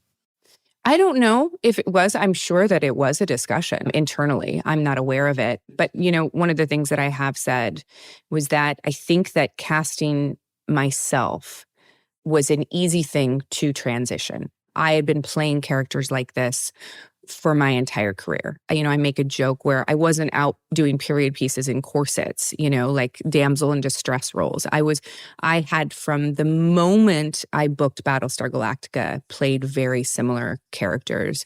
And, except when people allow me to do something different. But so I think that, there were no questions about whether or not I could play a character like this. And didn't Dave somewhat base bo-katan on you in the first place? Is that true, or am I making that up? I mean, not in the first place, no. I think that she was based off of his wife. But I think that as time went on and the years went on and we found ourselves in Rebels and then Clone Wars again, probably a little bit. Yeah. Yeah. I love how open Ashley is about mental health. I think it's super important. Super, super important, Yeah. Seems like that's a core principle of her personality. Yeah. Which has probably helped her through all the things we just talked about. Mm-hmm. I think when you talk about your mental health, it actually takes the power away from it. When you talk about the struggles you're having, I'm going to use myself as an example. Like when I talk about how hard it is, like what we're going through with our daughter, or how hard, I haven't worked in 2 years, like talking about these things, these circumstances in my life that can lead me to situational depression. Like, it does take the power away from it because I think that it makes me sort of acknowledge or understand that I'm not alone in that. I think when you keep it in, that's when you can get into trouble. Yes, I agree. Yeah. It has a way of, I don't know what the word is, but it has a way of making it real so that you can handle it rather than it be this thing in your head that is just has no boundaries and is sort of running rampant, where when you can talk about it, you see the reality of it and how, in a lot of ways, it's able to be dealt with. I mean, this is a therapeutic technique that I've done before where you do the catastrophize. You don't know if you've done this before, but you write out. Well, yes, but in a more controlled way. I mean, but you write out like all the scenarios, or like what is the worst that could actually happen in this scenario. And even if that's a bad outcome, it at least gives you something to be like, okay, this is where it could go, but this is more likely where it's going to go. And it helps you have strategies to deal with these things rather than just sitting in your head and going crazy. That is exactly how I handle fear and depression and my anxiety around things. It is the thing. I don't write it down, but I go through, I read this thing one time that in a trauma situation or in a situation where you find yourself in I don't even know, like in a burning building, right? What would that be called? Not a catastrophe, a crisis. Thank you so much. In a crisis situation. Pretty severe crisis, yeah. 90% of the population, we go through our brain to find a situation where we've been through something like this before. And that is how our hardwiring understands how to handle a situation. I read this in relation to that nightclub fire that happened, I believe, in Florida, where so many people lost their lives because everybody ran toward the exit they came in. They went to the entrance, and there were like multiple more exits that were clearly marked with signs in that fire, if I'm remembering correctly. But everyone went toward where they came in because that's what their brain remembered.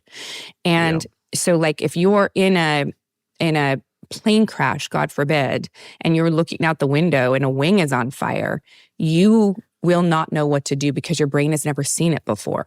But 10% of the population in those crisis situations actually do the right thing. It's a very small margin. And once I heard that, I sort of like it. I go through every scenario in my head. I think because I'm trying to prepare myself for any outcome. Like that's how I sort of like take power over something, but it's not what everyone does. And I also respect that, you know? Yeah. No, it's very powerful. And I think Ashley clearly has a good handle on it. And it's interesting too how she's been able to leverage Star Wars into a whole other career for herself, you know, like this, her universe and all the merch and everything. I was looking at some of that and I might have to pick some up. Jeff, it is everywhere. She is such a smart businesswoman. Like take everything else aside. Just a businesswoman, she is so smart. And one of the reasons why I believe she is so good at answering these questions is because she is an ambassador of Disney. She is literally at this point, probably on the payroll at all times in some aspect of her life. And I could say this about me. I will never go out publicly and say anything disparaging to my employer, like, or about my employer that could come back on my employer, anything. Because you don't do that. Like, no, you should never do that unless you want to get fired. You know what I mean? So there is this thing where she is a very good ambassador of Disney. And I am so envious. I'm so envious. I want to be in there so bad. Well, I think the last thing on Ashley and that I noticed from this interview was and I never thought about this until this interview, but technically you are a Disney princess. Jeff, you didn't think about this? Jeff, I didn't think about it because you're just, I mean, well, one, I don't think about Disney princesses that often. You clearly don't have children. No, I don't have children. No, you're right. And I actually said to Ashley that she was a Disney princess. Technically, Ahsoka's not a princess, but in my mind, I think we'll count her. I think she counts. Well, I think she counts. Disney princesses that aren't technically princesses, right? It's true. Tiana isn't. Tiana becomes she married a princess. Naveed. Nice try. That's Who else? true. Let's find Snow White. Gosh, she married a prince. She started a princess she anyway. Did start a princess. But bo-katan is legit princess, right? Princess. She started a princess. She has always been a princess. Yeah. But, and this is the crazy thing, when I started as bo-katan, Disney did not own Star Wars. Right. So I became a Disney princess at some point in the middle of Clone Wars. Through a corporate merger. Which, FYI, Jeff, it's the most official probably way. How most of those girls became princesses too. Let's be honest. It's the modern equivalent of coronation. Have an arranged marriage to keep two. It's like, I feel like we're in Game of Thrones. Yeah. In Star Wars, there's like, what? 2 other princesses? Or there? Leia. There's Leia and Queen Amidala. Well, she's a queen, I guess, but she was a princess at one point, presumably. Satine was. I mean, there are definitely more that have died, sadly. I mean, I'm sure Star Wars, there's so many planets that could have monarchies that we don't really think about too much. Yeah. Somebody will figure it out, or probably already has. Someone will figure it out. Or Dave knows. Yeah, I just want a Disney princess shirt now that has bo-katan on it, but in like Disney style. Maybe we'll talk to Ashley about getting that. There was talk about in season 3 of Mandalorian when Din comes in to pull Bo in for help. There was talk that she was not in her armor, that she was in like regular clothes. And they were like, no. And I don't know for whatever reason, it could have actually just been a joke. I don't even know how far down the path they went. But I actually think it would have been wonderful because, we have never seen bo-katan out of her armor ever. Yeah. And I would love to know what she dresses like outside of Bo. I think it would be. There are a lot of fans who are curious about that too. I think there's in a that lot of scene porn dedicated to it too, I think. I'm sure there would be. Although I've yet to find it. I just can't. No, Robin, you don't need to worry about it.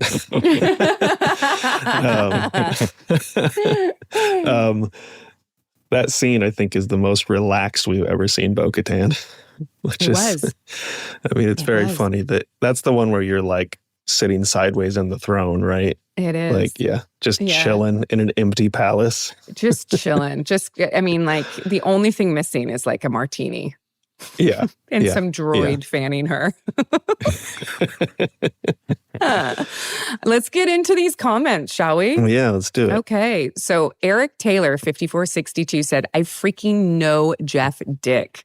Well, I knew him, cop in San Mateo. You guys were talking about, these are comments for the Michael Trucco episode, which if you have not listened to that, there's probably going to be some spoilers here, but you should go listen to that episode. Trucco is God, he's a good guy. Mm-hmm. But he talks Jeff about Dick, how on the other hand, Jeff Dick gave him a ticket one time, and he was a dick. He was a dick. You never know. Yeah. I've only ever known one dick in my life, too. I mean, you know what I mean. I've known one Richard who also was called Dick. I've only known one Dick. It's flattering, but I know it's not true.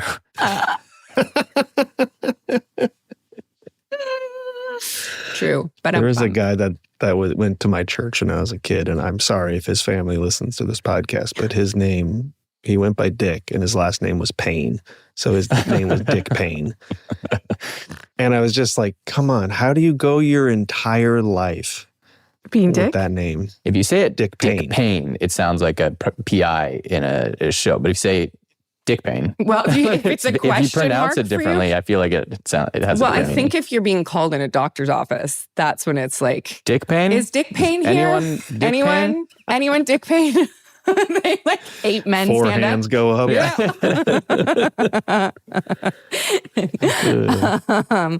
Yeah. Okay, next one. Same guy.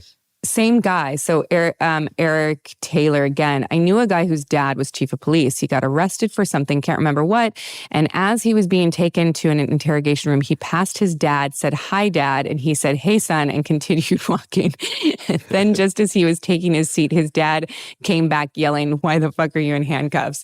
Yeah, I was sort of waiting for that moment too. Like, is this like a bad kid that's like constantly in the police station? No. Isn't that what Trucco said, was that Jeff Dick was related to somebody, or am I conflating that?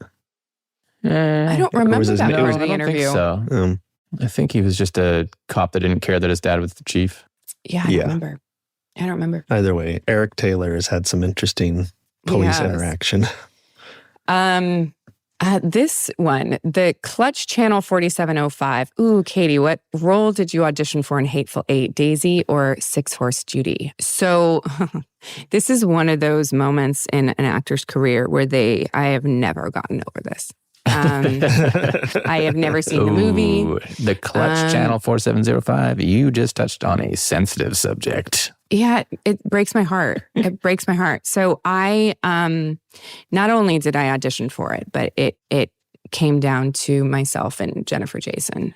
And I, from what I understand, didn't get the role, which she obviously was amazing, and she won an Academy Award for it. Did she get nominated for an Academy Award? I don't know if she...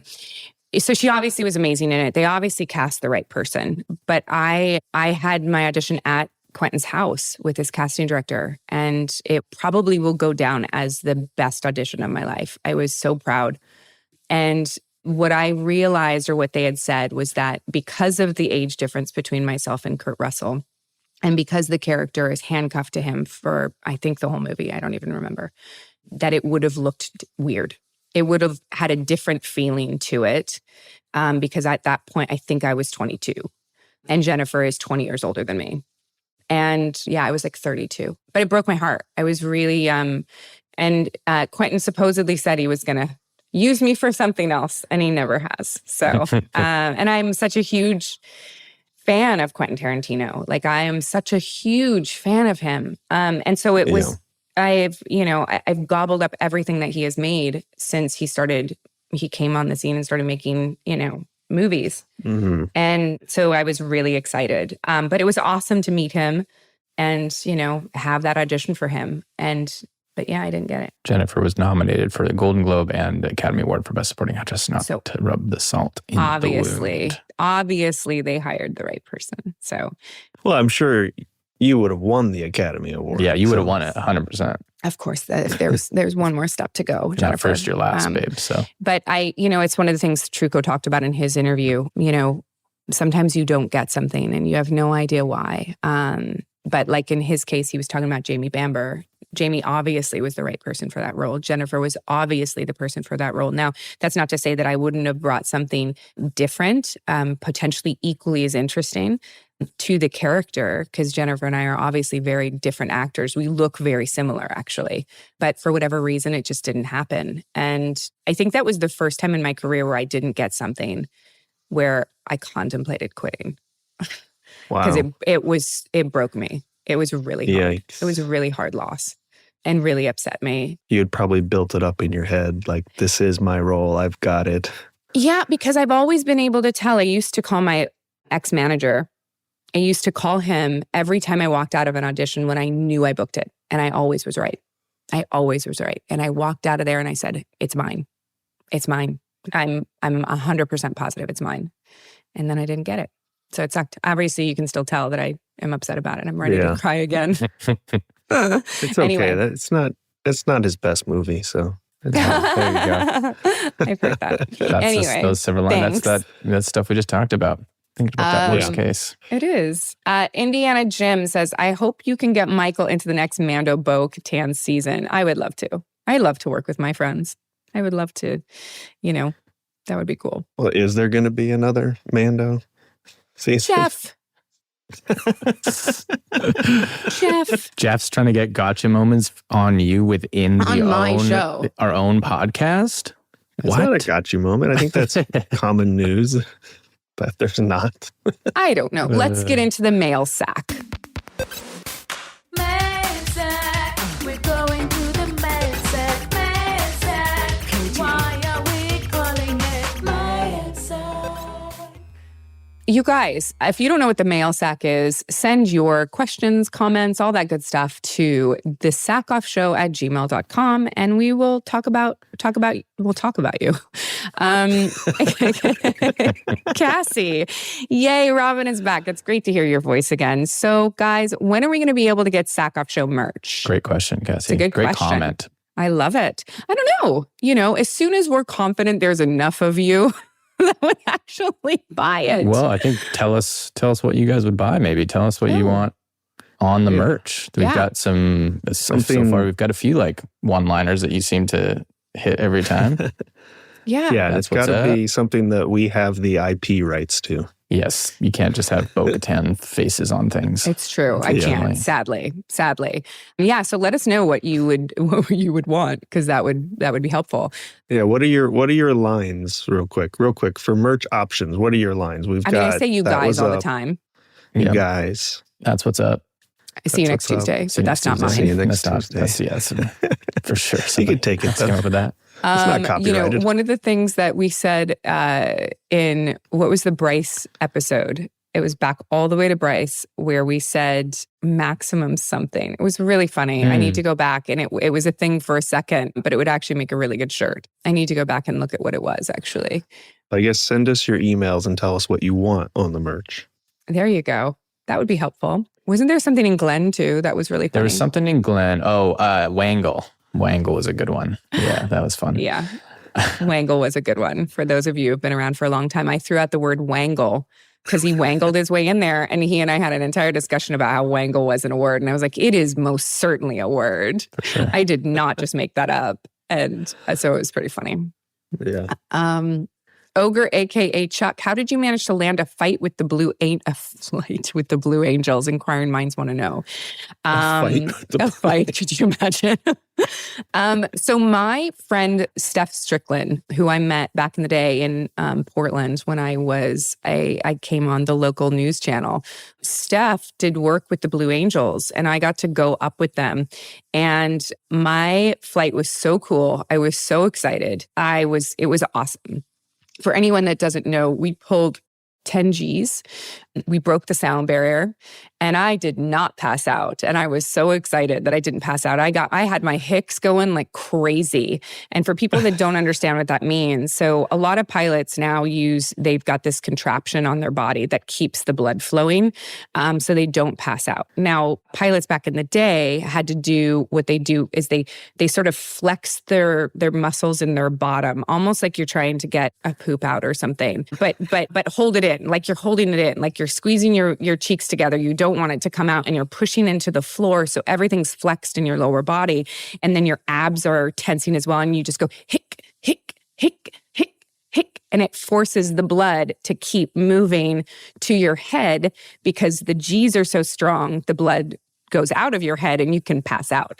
And I was so proud of myself because I did not pass out and I did not throw up. And I was like, yes, I did it. But you're just in a supersonic jet going, hick, hick, hick, hick. Yes, you literally are. It's not as cool when you explain it like that. No, like as you're like, you can feel when you need to do your hicks. You can feel it, like, because you start to get a little, you can tell, and you're like, it was very cool. But there was a military catamaran when I went up with, I believe the pilot's name was Brandon.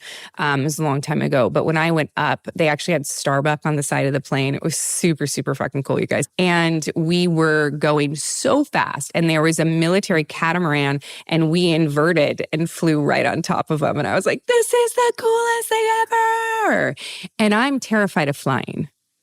So this was a big thing for me. But for whatever reason, I was like, this guy, I trust this guy, this 25-year-old kid. Yeah. Yeah. You're like flying commercial flights doing hicks, right? Could you imagine? Yeah, it's very embarrassing for me. Very, yeah. Oh, poor Robin. Yeah. You pass out on those, though. Yeah. I do. I'll purposefully, by the way. Yeah. So Jake, 2 truths and a lie. My theme is aviation. This is from the prompt that we had about facts. Here we go. We were a little confused about it last time, but this one is specifically This one. 2 truths and a lie. This one is specific. Okay, so. This is 3 facts. 3 facts, you guys. One's a lie. One's a lie. 1, this year marked the first flight of a submersible airplane with a pressure vessel that can carry tourists. Okay. Sounds plausible. I mean, after what happened the last time, people were messing around with submersible. I'm confused by the words submersible airplane. Yeah, so my thinking here is that it's an airplane that could go underwater and carry tourists. Like the plane in X-Men. There you go. Oh, great yes, reference. obviously. I mean, there's no for its factual. Yeah. Are you guys impressed that I know that? Also, the ship from Wakanda in Black Panther. There you go. That too. Okay. Or the car from James Bond. Great. There you go. Yes. Or didn't it happen in Jetsons too? Yeah, all of these are pointing towards this is true. This is fact. this one I think we've solved it. I think we've solved it because the Earth is also flat. 2, there is specifically a NASA astronaut who got hit by a truck while flying an airplane. A NASA astronaut got hit by a truck while flying an airplane. Now, this could be like a small airplane. Maybe it's taken off on a runway with a truck going across it, or maybe on he a was road. crop dusting. Maybe crop dusting. Yeah, or a flying truck. Did we? I mean, you got to consider it, right? Hit by a truck. So a flying truck hit a airplane. That makes more sense. Yep. All right. 3, some jet engines may be put into reverse mid-flight to help planes get down the high altitudes really fast. I would believe that in like an army setting, like an Air Force setting, where you've got like these jet fighters that need to maneuver super quickly and like drop speed. You guys, planes don't go in reverse. Well, he's not saying that it goes in reverse, but the engines can be put into reverse to drop speed super, super quickly. Like, have you ever seen something like come up and just like go super fast and then pull up? That's what I think. That's what I think this is. Robin is so confident about this that I hope this is the lie. 100%. Because this one sounds like the most truth to me, actually. To be I honest. feel like 3 is the lie. I think 1 is the lie. Yeah, I think To carry tourists. one is. I mean, that can carry tourists. I guess they haven't necessarily carried I tourists. feel yet like for I'm the going to first go with one. 1 also. I'm Are gonna go you? with 1's the lie. Okay, I'm going to go with 3 just to be different. I love it. And if I'm right, it would be really funny to look at Robin and be like, all right, dummy. You are the jet expert here, so I mean, Jeff, are you going to reveal the answer to us? are you going to tell let's us? see. Ooh, it's number 1. Oh, all right. Oh, yeah, There we that go. makes the most sense. Thank that you, makes the most Jake, for sense. your aviation-themed truths and lies. Let's Makes see the most what sense. would airplane going in reverse. Please do, because isn't that the reason why they've got to be pulled into the I think gates you're because thinking, they can't go in reverse? but I think you're thinking of like very standard airliner planes, not necessarily like jet fighters and specialists. Well, like jet planes. fighters, but he's saying some jet. I guess that's the thing. Yeah. Some jet engines. I'm thinking of commercial planes. Yeah. I'm thinking like specific I'm military. thinking like it would be really, really inappropriate for a commercial plane to go in reverse. I don't know. The USMC AV 8B Harrier can hover and fly backwards. There you go. Oh, there you go. That's the one, the Harrier jet is the one from the Schwarzenegger movie. I can't remember which movie it is. Remember it like flies up Yeah. and it's just like I have no hovering? idea what you're talking about. I was actually Jeff. thinking again from the Avengers, the shield ship that floats. But Yeah. yeah. I love that you guys know all of this stuff. I love that you guys know this stuff. Bunch of nerds on your podcast. That's what you're I mean, here you're- for. Make me But not look just stupid. remember, a few minutes ago, you were talking about doing Hicks in a jet. So It's Yeah. true. It's actually true. And It's when from I True landed, Lies. they were really, really, really impressed that I didn't pass out for how fast we went. And in circles. It was awesome. It was awesome. I would love to go back up with the Blue Angels again. It was one of the coolest moments of my entire life, to be honest. nice. Yeah, it was super nerve-wracking. It's from True Lies. He jumps off of a Harrier jet. There you go. Again, True Lies, a movie I would love to remake. Not that it needs to be Yeah. remade, because it was You so in the fucking cool. Schwarzenegger part, right? Yes. Yeah, I Thank mean, you. you could do it. I could do it. We should switch it. That's a great idea, Jeff. Flip That's that what I'm shit. here for. Make the woman the wife. Make her the agent, and make the husband like Rick Moranis. Now this is on record. We're going to have to give Jeff like 50%. God damn it. I'll produce the movie for you. We Come should on. make money somehow. Yeah. I am on board with that plan. All right. That's awesome. Next weekend, I am going to be in Los Angeles. What is next weekend, baby? So I'm going to look for this. I'm sorry, guys. It's okay. I'm going to let you find that. I have to go meet a sprinkler guy to fix our irrigation system. He's at the front door. Really great to see you, Jeff. And, Great to see you, Robin. and I'll talk to you guys Oh, on wait, the I next took one. a picture of it. That's right. That's what I did. All right. Okay. Bye, everybody. Bye, honey. Where is Meet it? bo-katan Kryze herself, Katee Sackhoff. This in-person photo op and autograph experience with the Mandalorian star will take place at the Celebrity Authentic City Walk store at Universal Studios Hollywood on Saturday, July 20th. For more details, click the buy tickets link below. Look at you, Jeff. And I just found it.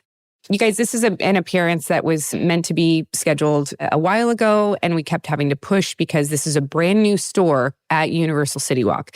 And so super excited to go and be here to sign a bunch of Star Wars stuff. It's a limited amount of tickets. So if you're planning on doing that, you should buy your tickets ahead of time. And I'm really excited to hang out with everyone for like 4 hours. It's not even a long day. So And it looks like you can get tickets at cahollywood.com. thank you. That's cahollywood.com. There you go. And other than that, I don't really have anything. Oh, we can talk about Watchmen. Oh, yes. We Real didn't quickly, talk we'll about talk about Watchmen. Watchmen. Yeah, so that was just announced. This was my question for you because I saw it come up as they had announced this series, and then you posted about being a part of it. Mm. So I was very curious, and I think you have an answer for why you are now being announced as being part of it, but it's also coming out very soon. Yeah, it is coming out very soon. So I play Silk Spectre. Super exciting. Originally Malin Ackerman. And I was super excited to be a part of this. You know, a lot of the voiceover work I've done is through Warner Brothers, and they've just got their library is just chock full of really cool stuff. This sort of came to me and I jumped at it. But it's funny, right? Because we actually recorded it quite a while ago. And Troy Baker reached out to me last night and he said, I had no idea you were in this. And I was like, I had no idea you were in this, buddy. And we're like, you know, friends. And this happens with Troy and I a lot, where we will be in the same thing and not realize it until it gets announced. Who is Troy playing? Who's Troy? Plays, I can figure this out. Troy plays, where is it? Troy plays, excuse me, Ozymandias. Oh, Ozymandias. Yes. Ozymandias, yes. Now, were you a fan of the original book? I had seen the original book because my brother owned it, but I was more sort of aware of it when the movie came out in 2009, I believe. And that's sort of, you know, my real entry into it. But do you have it? Yeah, I have it right next to me, actually. Yeah. I've read it many times. Yeah. It's great. It's a really cool book. Really cool. And you guys book. are doing the series, from what I gather, is about the original team before this book, right? I'm not going to give anything away. Okay. Well, I'm purely a fan here, so I'm excited looking for people forward to see it, though. It'll be really exciting. And again, this character was so much fun to play. That's great. And now you're part of the DC universe now. I am. I mean, I was part of the DC universe before, just because of like my Batman stuff, but yeah, and again, the Flash, yes, and the Flash, and but I don't want to tell you all about the work I've done, Jeff. It's fine. Yeah, we got many more podcasts to record. We'll save that for later. Perfect. You guys, send in your questions or comments to the sackhoffshow@gmail.com. Remember to follow us everywhere you get your podcasts, and let us know what you'd like for merch. Until then, I will let you go. I will see you next Tuesday, and that's what's up.